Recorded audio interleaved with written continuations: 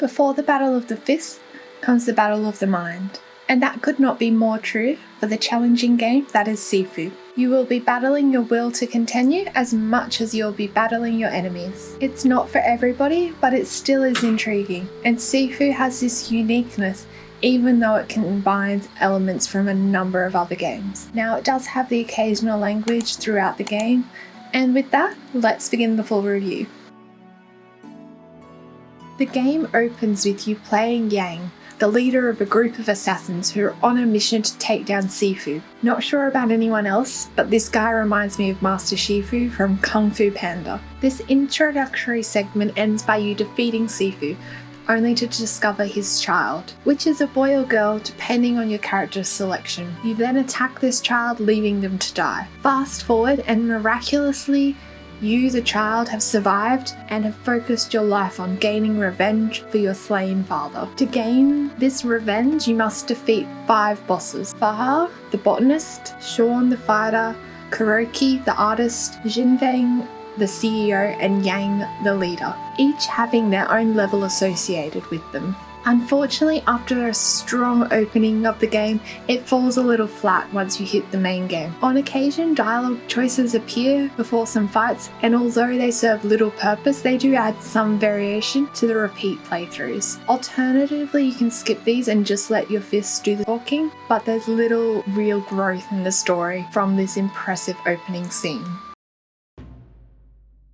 The gameplay revolves around you tracking down all those involved with your father's murder, with each level involving defeating one of the assailants. Sifu incorporates a very different mechanic in which, upon death, you age. You get a permanent death at age 71, which is about 10 deaths in a level, as you often age more than 1 year per death. With each death, you gain more power, but lose how much health you have in the process. It is an interesting trade-off, and one you will have to manage to find the perfect balance between power and health that suits you. Also note that certain abilities are restricted to specific age ranges. Another neat feature is the ability to unlock keys that grant you access to shortcuts in prior levels. For example, in the museum level, you can find a key that opens a door in the club level. So then if you revisit the club level, you can unlock the shortcut with the key, potentially allowing you to beat the level at a younger age. Sifu is a highly skill-dependent game, and although it doesn't have many missions, they will likely take you longer to beat than you might expect, especially given how difficult the game is. It acknowledges that getting punched in the face would actually hurt, and the damage taken reflects this. Fighting game experts will likely be able to breeze through it fast, while inexperienced players, myself included, I always lose in Super Smash Bros.,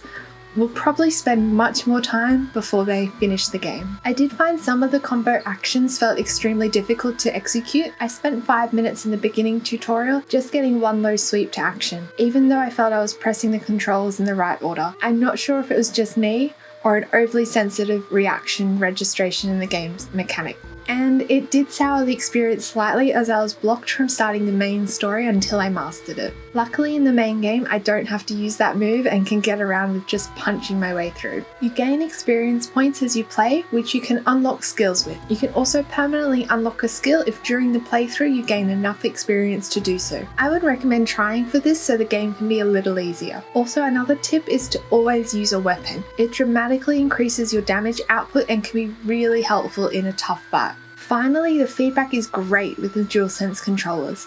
It really adds to the whole experience. The visuals are interesting.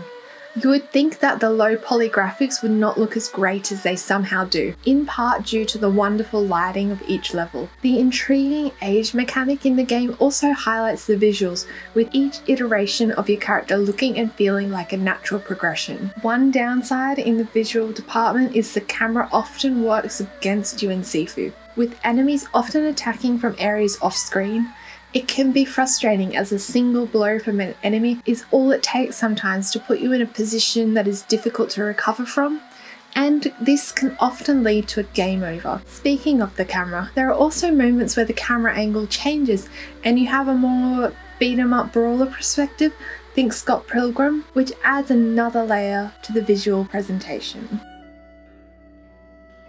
The game's soundtrack includes rare moments of peace between the slow melodies, before quickly switching to up-tempo beats that match the sound of the fist fights as you play through the levels. The added effects such as glass shattering do add an extra layer to the audio that is impressive. The voice acting shines in the introductory scenes, however in the main content of the game it is really few and far between. It is Sifu's combat that shines the brightest. The journey from novice to master is dependent on your ability to improve as you play through the game. Whilst this may spark a conversation of difficulty in games, I feel like the premise and setting of Sifu allows it to not feel like a chore to complete. As somebody who rarely plays punishing games, except maybe hard mode and SMT, I felt like Sifu never truly felt frustrating through my playthrough. There was one exception to this, and that was in one tutorial where I had trouble executing a particular move. However, once I got past this, I never needed to use that move again. It balanced the learning curve with an addictive nature of wanting to complete each playthrough at a younger age.